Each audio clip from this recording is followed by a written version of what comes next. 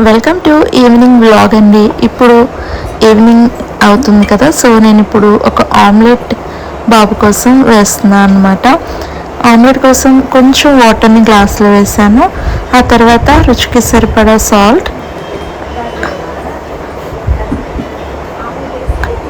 అలాగే కారంని కూడా యాడ్ చేస్తున్నాను. మనం చక్కగా బీట్ చేస్తాం కాబట్టి ఇబ్బంది ఏమి ఉండదు.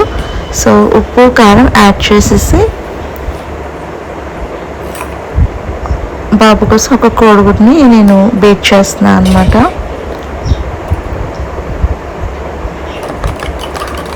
ఆల్రెడీ నేను ఒక ప్యాన్ పెట్టేశానండి స్టవ్ మీద, అది హీట్ అవుతూ ఉంది. ఈలోపు నేను ఈ విధంగా ప్రిపేర్ చేసుకుంటున్నాను.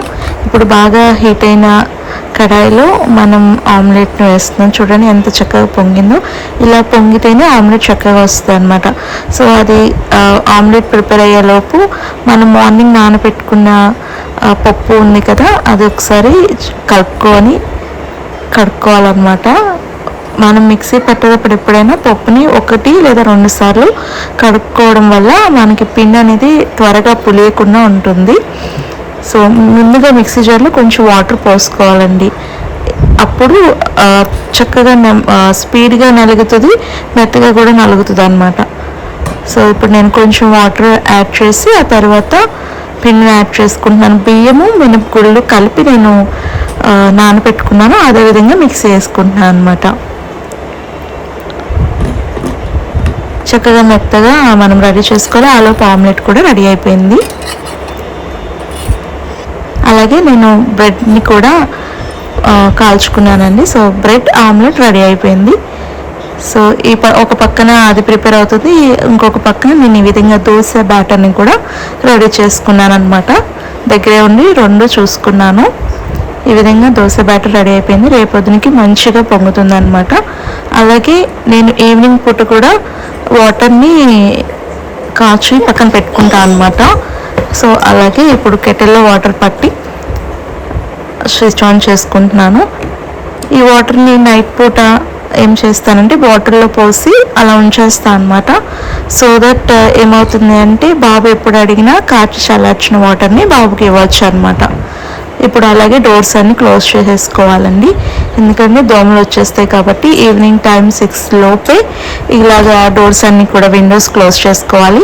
సో ఈవినింగ్ టైం కాబట్టి కొంచెం సమయం ఆమ్లెట్ బాబు తినేంత వరకు బయట కూర్చొని నేను ఫీడ్ చేస్తున్నాను అనమాట ఆమ్లెట్ని. అలాగే నేను కాల్చుకున్న బ్రెడ్ కూడా నేను తినేస్తున్నాను.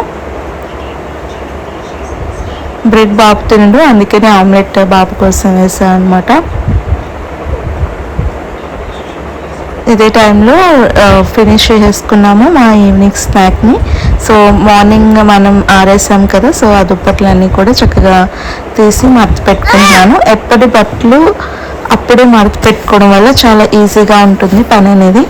సో ఆ విధంగా నేను ఇక్కడ చేస్తున్నాను అనమాట.